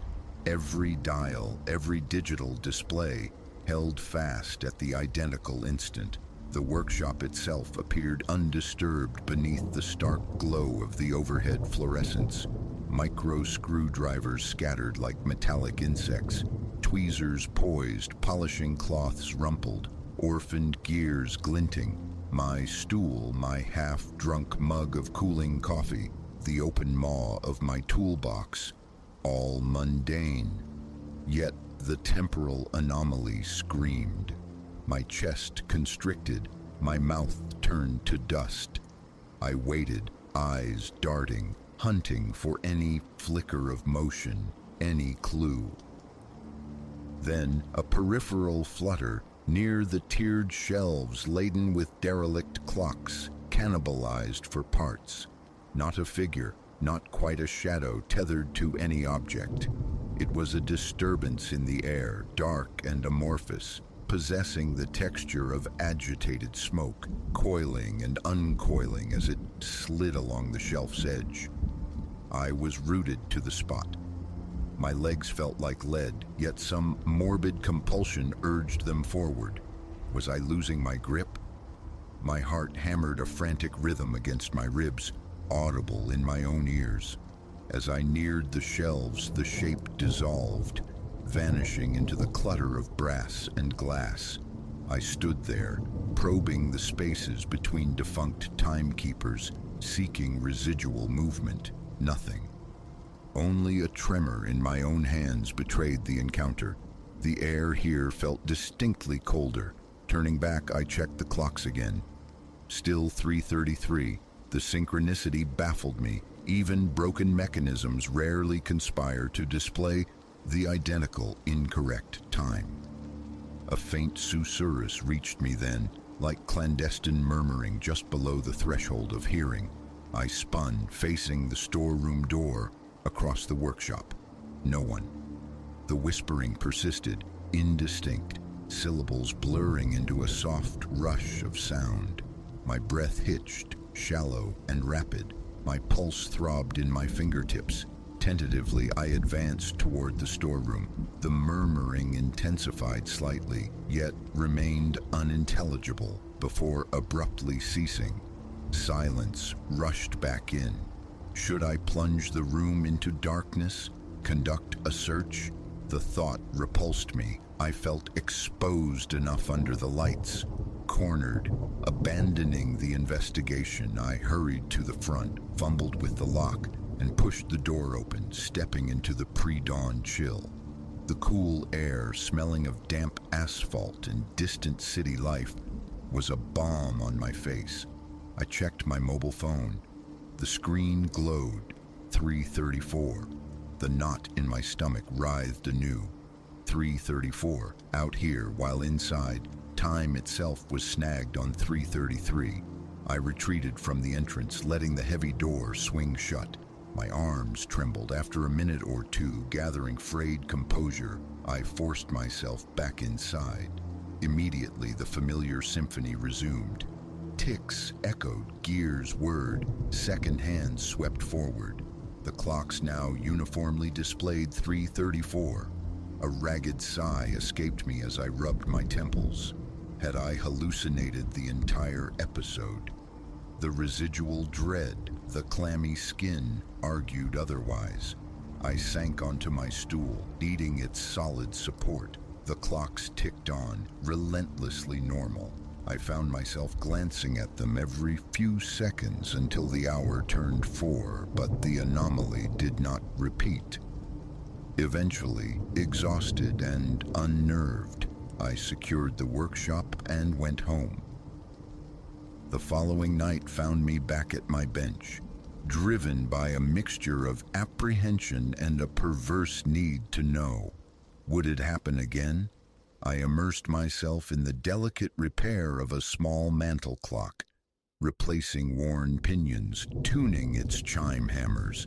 As 3 a.m. approached, a familiar tension coiled within me, a weight settling on my shoulders. My gaze kept flicking to the regulator.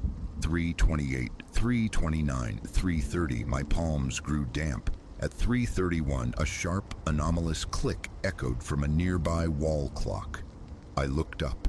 Its second hand was arrested at the zenith. Then, like a contagion, the stillness spread, clock after clock falling silent, freezing. By 3:33, the profound silence reigned once more. Dread washed over me, cold and heavy, yet threaded with a stark curiosity. I rose deliberately, moving through the stilled workshop. Reaching out, I touched the glass face of a stopped wall clock. Cool metal, smooth glass, nothing outwardly strange. A tap yielded no response from the frozen hands.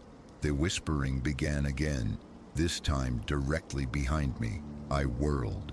The smoky shape was back, gliding near my workbench now, undulating from the bench towards the corner by the door. It possessed no discernible features, merely a concentration of shadow, clinging low to the floorboards. My heart pounded against my ribs. I pressed back against the rough-painted wall, the texture grounding me. The whispers were clearer this time, overlapping voices rapid and low, yet certain phrases pierced the susurrus. Wasted moments, one seemed to hiss. Another breathed, hours you'll never reclaim. My chest tightened further. Images flooded my mind, deadlines ignored, vital tasks deferred for trivial distractions, time squandered scrolling through meaningless feeds. Each memory struck like a physical blow. My breathing grew shallow, vision blurring at the edges. The shape drifted nearer, the voices swelling in intensity. Run, every instinct screamed, but my feet felt fused to the floor. With immense effort, I forced a single step towards the entity. No plan, just a primal need to resist being passive prey. My knees trembled, but I shuffled forward. The voices faltered for an instant, as if acknowledging my movement. Then they resumed, weaving tales of unfinished projects, abandoned ambitions. My hands shook uncontrollably. Words failed me. The shape flickered, then flowed across the floor towards the shelves of spare parts, melting into the shadows behind them. Slowly, hesitantly, the ticking returned. A scattered beat at first, then coalescing into the familiar rhythm. I glanced up. Second hands were in motion. The wall clock read 3:34. This became the rhythm of my nights. Every witching hour at 3:33, my world paused. I tried waiting outside until after the appointed minute, but an irresistible pull drew me back inside, compelling me to witness it, to perhaps decipher its code. A new high-precision digital timer joined the collective freeze. Recording attempts on my phone yielded only frustration. The video feed would lock at 3:33, then resume seamlessly at 3:34. erasing the intervening minute of anomaly. The shadow entities varied in number, sometimes one, sometimes several, drifting like spectral custodians among the timepieces. Their whispers harped on lost opportunities, squandered chances, occasionally hissing my name, Elias, in a low, sibilant rush that raised gooseflesh. Cold sweats became routine. A persistent tremor lingered in my hands for hours afterward. Coffee consumption soared, a futile attempt to sharpen senses dulled by dread. One night, I tried defiance. Donning headphones, I flooded my ears with loud music. At precisely 3:33, the sound abruptly died. The headphones were inert. Whispers curled around me from behind. I refused to turn, fixing my gaze rigidly on the cluttered bench. Though every nerve screamed for flight, my skin prickled, mouth parched. After an eternity compressed into 60 seconds, I felt an icy brush against my shoulder. I sprang from the stool, tearing the headphones off. The shadow pulsed beside me, a tangible void. Nausea surged, and I stumbled backward, nearly upending my toolbox. Then the ticking resumed, punctual as ever, and the presence evaporated. I remained crumpled on the floor for several minutes, gasping for air. Sleep became a fractured thing, snatched in daylight hours. I began arriving at the workshop near midnight, avoiding daytime interactions. My appearance grew haggard, my demeanor jumpy, concentration frayed. Simple repairs became fraught with errors, misaligned hands, over-oiled gear trains. One evening, resolve hardened. I would lock myself in from midnight till dawn, determined to capture irrefutable proof. Multiple cameras were deployed. Older digital models capable of continuous recording, positioned on tripods aimed at the main clock, the parts shelf, the workbench. Recording commenced around 2:50 a.m. I sat at my bench, a watchman waiting for his own haunting. 3:33 arrived. The clocks froze. The low whirring of the cameras ceased. Their status lights extinguished. The shadow shapes materialized, drifting with proprietary slowness. Whispers eddied, dissecting my past choices, quantifying lost time. A lump formed in my throat. I resisted reacting, though the trembling intensified. My eyes tracked one specific shape as it oozed across the wall. It seemed to sense my scrutiny, pausing, turning its featureless presence towards me. No eyes, yet I felt utterly seen. My chest seized, fists clenched. I tried to shout, to demand, but my throat locked, mouth working uselessly. The minute elapsed. Clocks stirred, cameras blinked back to life. Reviewing the footage was soul-crushing. Each recording showed me sitting, then an abrupt jump cut, then me sitting again. The crucial minute excised. No shadows, no whispers, no proof. Only the lingering certainty in my gut. Experimentation followed. Different light bulbs. Incandescent, halogen, LED, hoping one spectrum might reveal more. Rearranging the clocks, setting alarms minutes before the event, attempting to disrupt the cycle. Futile. The freeze was absolute, the shadows punctual, their whispered indictments relentless. They spoke of time neglected, moments forgotten. Physical harm never occurred, yet they left me perpetually unnerved, shaken to the core. One night, a new phrase emerged from the chorus. We watch and we wait. The words sent an arctic current through me. My palms became instantly clammy. I found myself casting constant, wary glances, anticipating something more. But their behavior remained unchanged. They whispered, drifted, and vanished precisely at 3:34. Now I continue my nocturnal vigil. The pattern is ingrained. familiar yet never comfortable. Understanding eludes me, but abandoning this place, my tools, my livelihood, feels impossible. So I remain. I endure the nightly pause.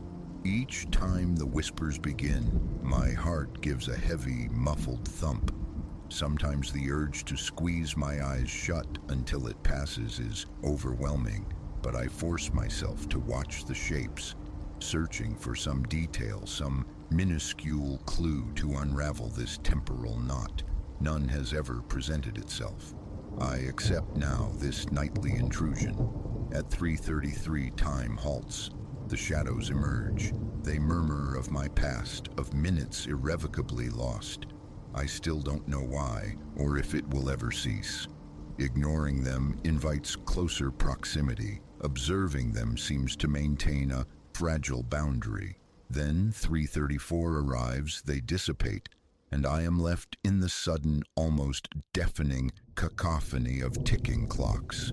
This is the unwritten postscript to my life as a horologist.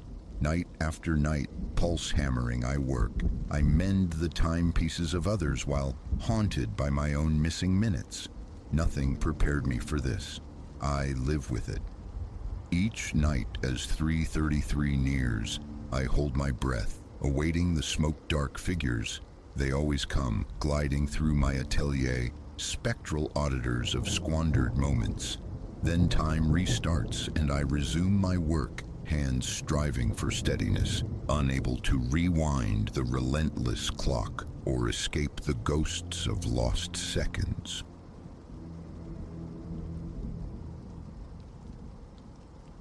The tumblers yielded with a scrape, a small metallic sigh that echoed cavernously in the grand foyer. Ice bloomed in my veins.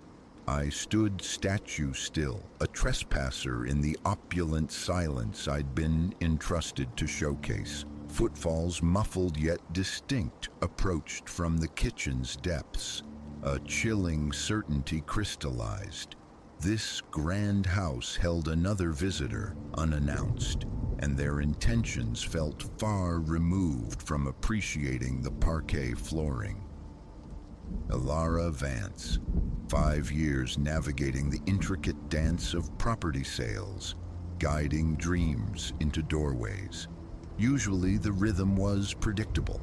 Polished presentations, careful negotiations, the satisfying click of a sale closing. But this twilight, as autumn bled gold and crimson across the manicured expanse of Ashworth Manor, the familiar cadence shattered. Lengthening shadows warped the landscape into something alien, and I, Elara, was ensnared in a waking horror. It began innocuously, another tour etched in the day's schedule. Ashworth Manor, a jewel of Victorian architecture fused with sleek modernity, sprawled across 5 acres of whispering woodland. Securing the listing felt like winning a lottery, the commission a glittering promise. The afternoon's viewers, an elegantly attired couple nearing their silver years, had played their part convincingly. Thoughtful questions, nods at the intricate crown molding, musings on where their Steinway might reside within the cavernous living room. As dusk painted the windows violet, the wife feigned forgetfulness, a cashmere scarf, supposedly abandoned in the master suite. No trouble at all, I'd assured them, professional warmth masking my eagerness to close. I'll retrieve it during my final check. Swing by the office tomorrow. They departed. I secured the locks, intending a swift return for the scarf and a final sweep, a small courtesy for such a prestigious property, ensuring perfection for the next potential gaze. Now trapped in the opulent entryway, I silently damned that professional diligence. The forgotten scarf lay draped over a nearby console table, a silken accusation. I'd spotted it instantly upon re-entry, But before retreat was possible, the lock had turned. Not the owners, my gut screamed it. Muffled conversation, the scrape and thud of substantial weight being shifted.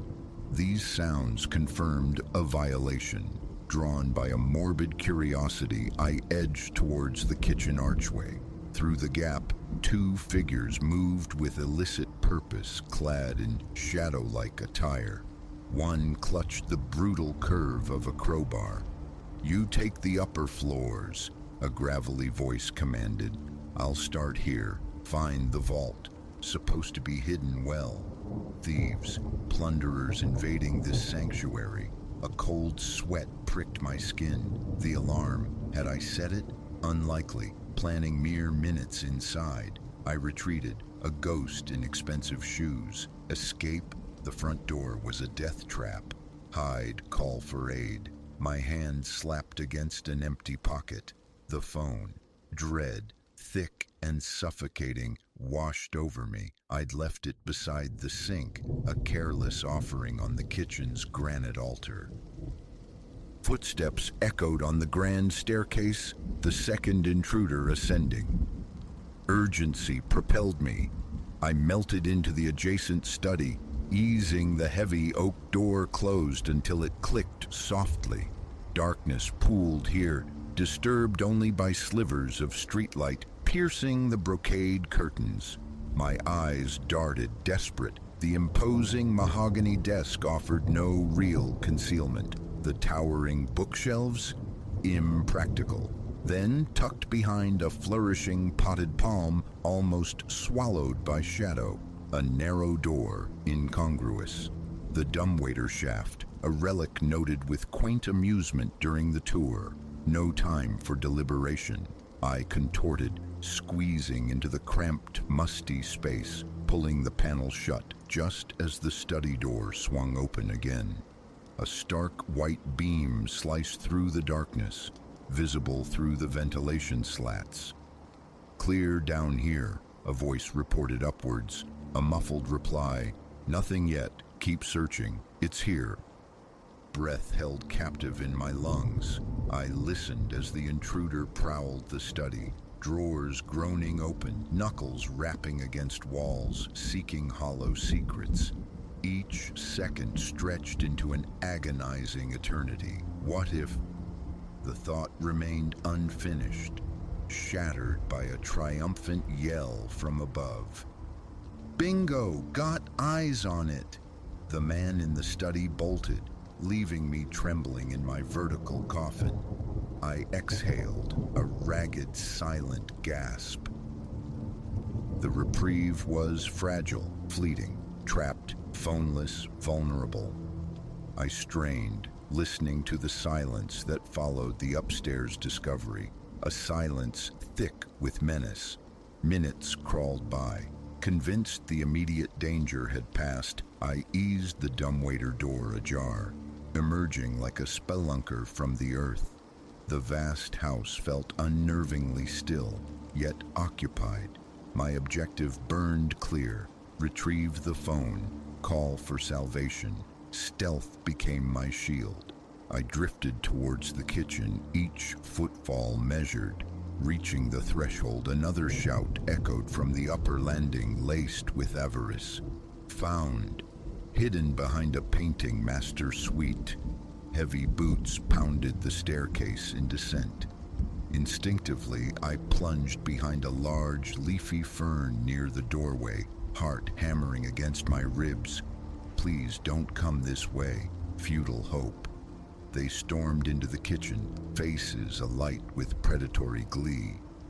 "Right, let's crack this baby and vanish," the taller one declared, slamming a compact metal safe onto the central island. And there it lay, my phone, gleaming innocently on the counter, a universe away. As their focus narrowed on the safe's mechanism, I began my perilous crawl. Millimeter by agonizing millimeter, my hand extended just a bit more. My fingertips brushed the cool glass, then curled around it, a surge of desperate hope. but in withdrawing, my elbow clipped a porcelain vase. It wobbled, suspended in a horrifying slow-motion arc, before shattering on the tiled floor. Two heads snapped up, eyes wide with surprise, then hardening with fury, locked onto mine. A tableau of mutual shock held for a nanosecond before splintering into pandemonium. I scrambled, lunging for the rear exit, fingers wrestling with the deadbolt as curses rained down behind me. The lock gave, and I exploded into the chill embrace of the night. Air seared my lungs as I flew across the dew-slicked lawn. Behind me, the unmistakable rhythm of pursuit, heavy soles pounding the earth, gaining. I swerved sharply towards the property's edge, towards the dense embrace of the woodland, seeking sanctuary in its black depths. Branches clawed at my face, briars tore at my clothes as I plunged deeper. Their crashing pursuit echoed unnervingly close. My ankle twisted on an unseen root. The ground rushed up, knocking the wind from me in a brutal gasp. Scrabbling to rise, a vice-like grip clamped onto my arm, wrenching me violently around. I stared into the enraged face of the taller intruder, his eyes feral in the gloom. "You stupid bitch!" he snarled, fist drawing back. Primal instinct surged, overriding fear. My knee snapped upwards, connecting solidly with his groin. A strangled groan escaped him as he folded, clutching himself. The grip loosened. I didn't hesitate, didn't look back, just ran. Time dissolved into a frantic blur of motion and terror. Directionless flight, driven solely by the need for escape, for light, for safety.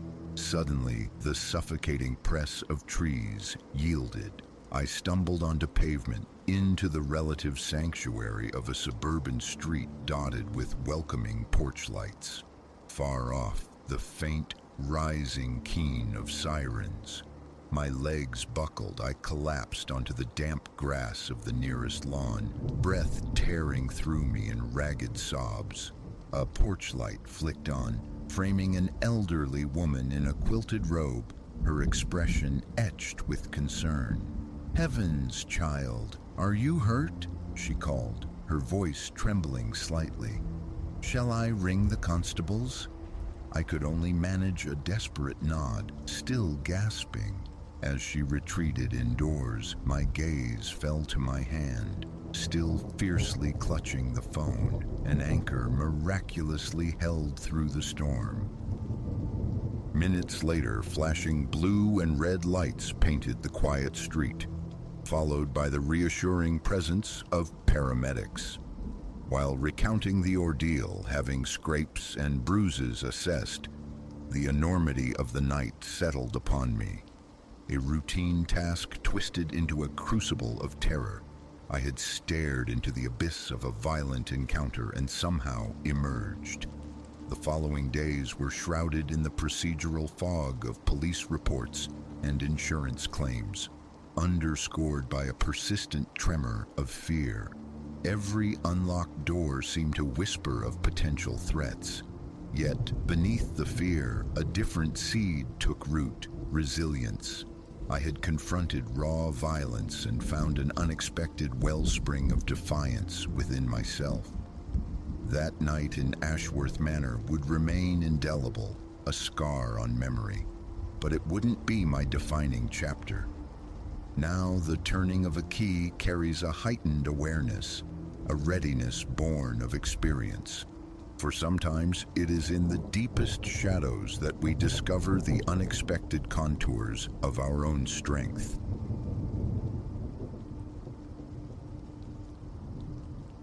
The instant my gaze fell upon the script scrawled across the glass, a glacial cold seized my veins. It was the same chaotic hand, the jagged, almost broken lettering that had materialized on our threshold with unnerving regularity these past weeks. Only this time, The violation wasn't confined to the porch. It defiled my bedroom mirror, rendered in a pigment sickeningly reminiscent of dried blood. I know your dreams. 3 months prior, we'd staked our claim on the old Ashworth place.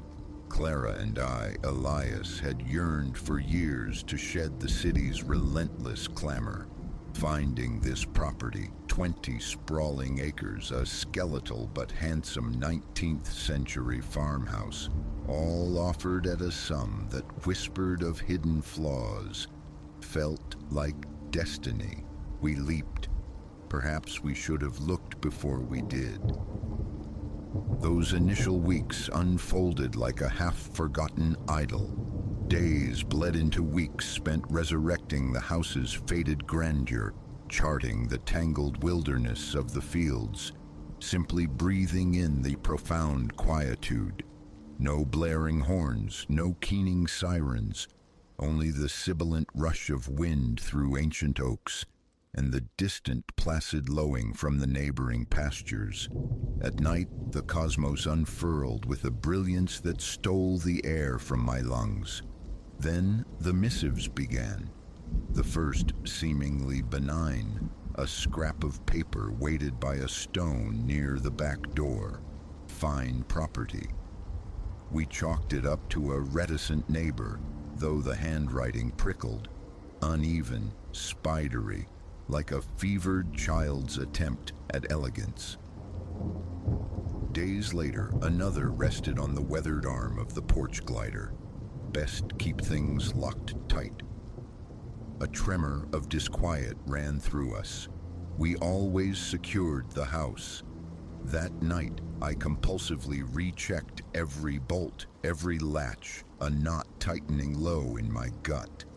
The notes persisted, manifesting in places that defied logic, secreted beneath a terracotta planter, perched on the railing of our second-floor veranda, impaled on a gnarled branch at the property's far edge, slipped inside the frame of our bedroom window. Each message sharpened the edge of dread. Enjoy watching. Clara sleeps so peacefully. Closer now. We summoned the constabulary naturally. They arrived, dutifully noted our anxieties, yet unearthed nothing tangible. No latent prints, no disturbed earth, no conceivable point of ingress into our meticulously secured home. A mischievous local, they surmised, advising surveillance equipment. We plunged deeper. I acquired a fortress of electronic eyes, motion detectors, piercing alarms for every conceivable opening. Floodlights were installed, bathing the acreage in stark, artificial daylight. I even purchased a firearm, an act that warred with my lifelong convictions. But terror possesses a chilling capacity to rewrite one's principles. A fragile peace descended. The insidious messages ceased. We began cautiously to exhale, allowing the possibility that it had merely been some cruel, elaborate jest. Then came the night of the mirror. I stood transfixed, my thoughts snagging on the sheer impossibility. How had entry been gained? Alarms stood silent sentinel. Cameras watched unblinking. Locks remained steadfast. I had performed my nightly ritual of checks with obsessive precision mere hours before. Beside me, Clara murmured in her sleep. I hastily scrubbed the crimson words away before her eyes could open to this new horror. The earlier notes had frayed her nerves to the breaking point. This would shatter her. The remainder of the night I spent hunched over monitors, scrutinizing hours of footage, interrogating sensor logs. Emptiness, blankness, as if the message had precipitated from the very air within the room. Morning brought another call to the authorities. This time, their approach held a new gravity. They conducted a thorough sweep, dusted surfaces futilely, questioned the few neighbors scattered across the miles. Still, absence reigned. "Listen," the lead detective finally offered, his expression somber. "This kind of persistence, it's outside the norm. Whoever this is, they're not playing games. You might want to consider finding somewhere else to stay for a bit." But where? Every resource, every dream was sunk into the soil of this place. And beneath the fear, a cold fury simmered. This was our sanctuary. No phantom, no lunatic would exorcise us from our own home. We remained. I took leave from work, transforming into a reluctant sentinel, pacing the grounds with the cold weight of the gun, startled by every rustle of leaves, every creak of old timber. Clara became a ghost in her own home, sleep-starved, her gaze perpetually darting towards shadows. The harmony of our decade-long marriage strained, eroded by the constant corrosive stress, and the notes resumed their impossible appearances, nestled within a locked desk drawer, lying obscenely on our freshly made bed, etched into the bark of an oak I'd examined only hours before.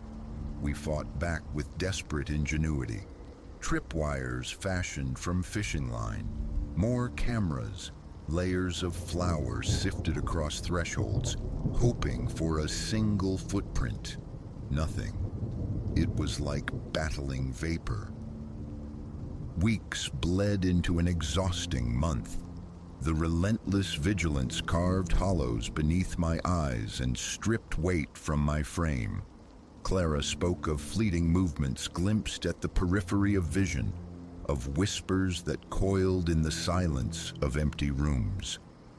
I feared for her sanity. I feared for my own. Then the night arrived that ripped the veil. Clara's scream tore through the darkness, sharp and visceral. I surged upright, hand scrabbling for the weapon on the nightstand. Dimly illuminated, a figure stood at the foot of our bed, tall, impossibly slender, its limbs possessing an unnatural length. I leveled the gun, my hand betraying me with violent tremors.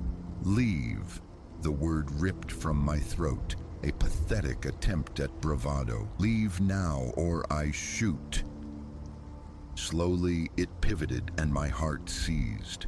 The face, dear God, the face. It defied description, belonged to no known species. Skin like stretched parchment, pallid and almost luminous, pulled taut over an elongated cranium. Eyes vast, obsidian pools devoid of light. Its mouth, a lipless fissure bisecting the lower face, curved into a hideous rictus meant to mimic a smile. I fired.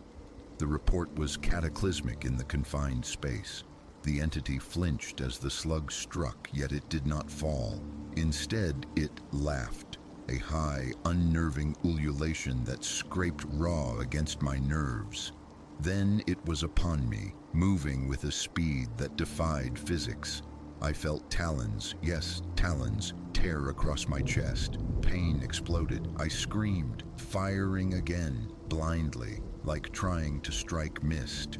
Clara's screams continued, yet sounded impossibly distant. Everything receded, save the searing agony and those abyssal eyes drilling into my soul.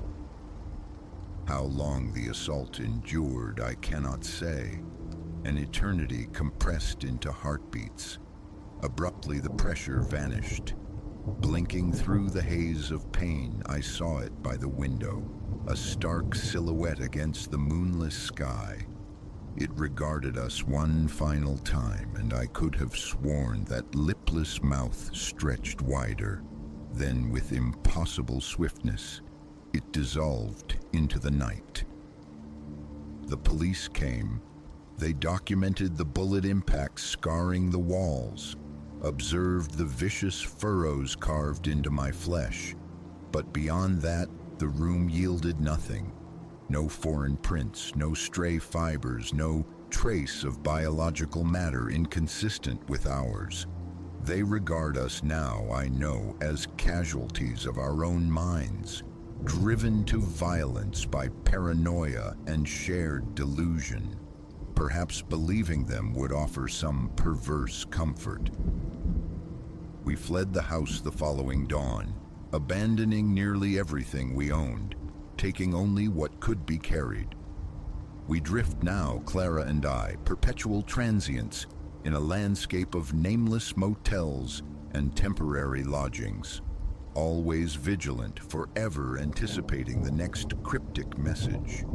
For they do still find us. Less frequently, yes, but with chilling precision, reminders that it remains, watching, patient. What is it? A relic of some forgotten folklore, a thing slipped through the cracks of reality, a specter born of the house itself. The taxonomy hardly matters. Its existence is undeniable, its attention unwavering. Sometimes in the deepest hours, a flicker of movement outside a cheap motel window catches my eye, a tall, gaunt shadow, or I glimpse eyes too dark, too knowing in a passing crowd, and I am left to wonder how long this flight can last. How long until its observation ceases to be enough? If this account finds you, heed its warning. Beware the bargain that seems too perfect, the sanctuary offered too cheaply, and should inexplicable messages begin to appear, delivered by an impossible hand, do not hesitate. Flee, flee, and never look back, because some watchers never tire. And you cannot fathom the consequence when they finally decide to draw closer.